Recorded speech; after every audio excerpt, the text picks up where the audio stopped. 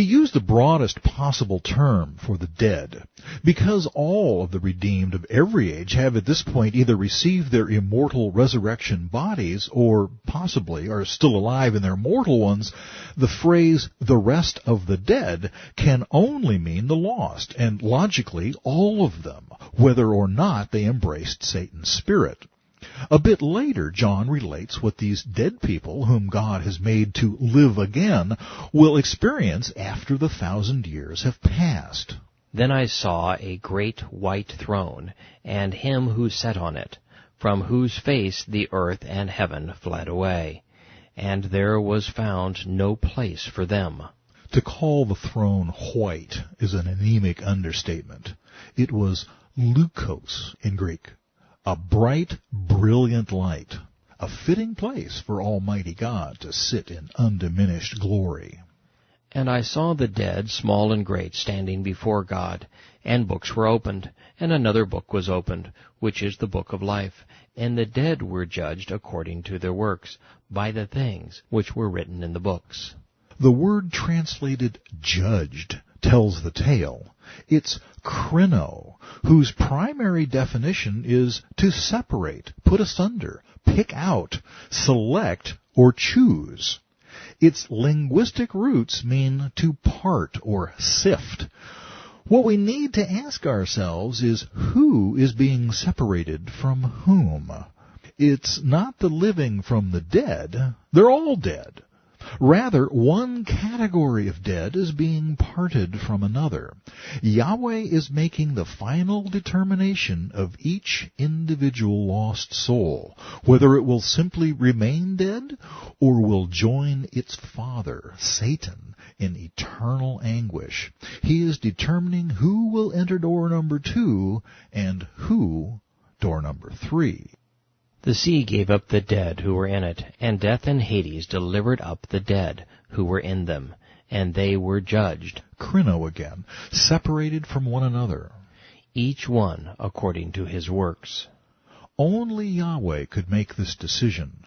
From our viewpoint, it's seldom clear-cut. Sure, you could say with some confidence that Muhammad and Hitler were 3Bs, and your next-door neighbor, who's a nice enough guy but never gives God a second thought, is probably a twofer. But there are millions for whom it would be a tough call. Remember, Yahshua specifically condemned the Pharisees as a class, but both Nicodemus and Paul were Pharisees. It's an individual call, one soul at a time, requiring the wisdom of Yahweh himself. That's what the great white throne is all about. So, what are we to make of John's parting shot on the subject? Then death and Hades were cast into the lake of fire. This is the second death. And anyone not found written in the book of life was cast into the lake of fire. Revelation 20:11-15. Nobody standing before the great white throne will find his name written in the book of life. As a result of the findings of this judgment, all of the dead, twofers and 3Bs alike, will undergo the second death, and all of them will be cast into the lake of fire. Are their fates identical then? Is the lake of fire synonymous with hell, the abyss, and eternal punishment? Apparently not, based on everything we've discovered concerning the 3 doors. So what's up? It should be obvious that the lake of fire is not a literal description of the destination of the lost, but a metaphor, a word picture of what's in store for them. Neither death nor Hades could literally be thrown into a lake of any kind, but both limni, which is lake, and pyre, which is fire, are the ordinary Greek words for these things, so it's incumbent upon us to ponder what the symbols mean. A lake is a specific finite place with certain defining characteristics. Notice that he didn't call it a sea or an ocean. Since limni comes from a root word, libo, meaning to pour, we are reminded that lakes, unlike other bodies of water, have both an entrance and an egress. Water flows in and then out again. Hold that thought for a moment while we examine what fire represents. Classical Greek thought would have connected pyre to the idea of violence and irresistibility, to ritual purification, or seen as an antidote to evil influences. Fire was employed in the Mosaic Law to destroy what was sanctified in order to keep it from profanation. For example, if any of the flesh of the consecration offerings or of the bread remains until the morning, then you shall burn the remainder with fire. It shall not be eaten, because it is set apart. Exodus 29:34. Fire's consuming power thus prevents contamination. It is what removes the holy, that which is set apart for Yahweh's purpose, from the profane. I think we're getting warm.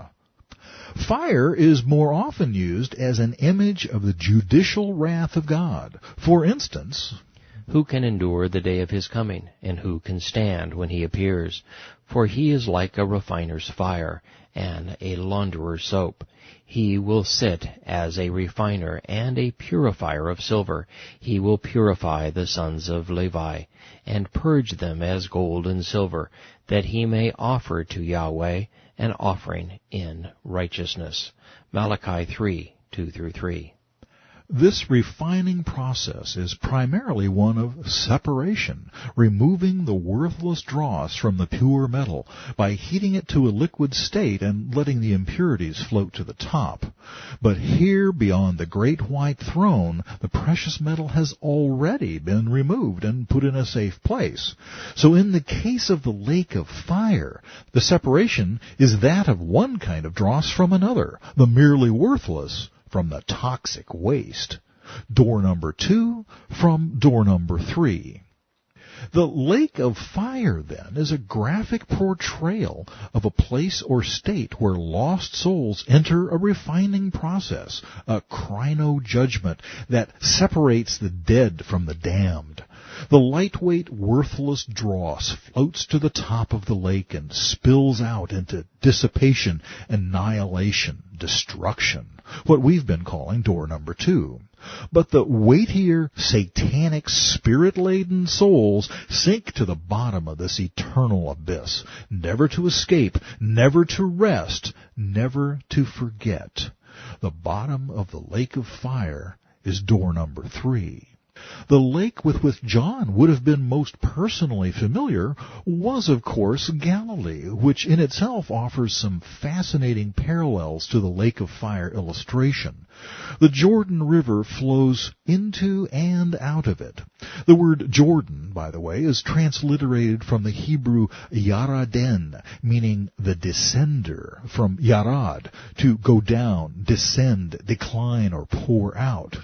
Waters that descend from the Lake of Galilee end up in the Dead Sea, a place from which there is no outflow, no escape, only dissipation and evaporation, an apt metaphor for the souls of door number 2. From where we sit in heaven's grandstand, it seems that anyone who enters the lake of fire represents a tragic loss. And it is. But we need to also be aware of the incredible mercy of Yahweh in allowing the victims, the sleepers, and the careless of door number 2 to be skimmed off the top of the lake of fire, to escape the torment of eternal remorse into the relative comfort of nothingness. Yes, they don't know what they're missing. Thank God for that.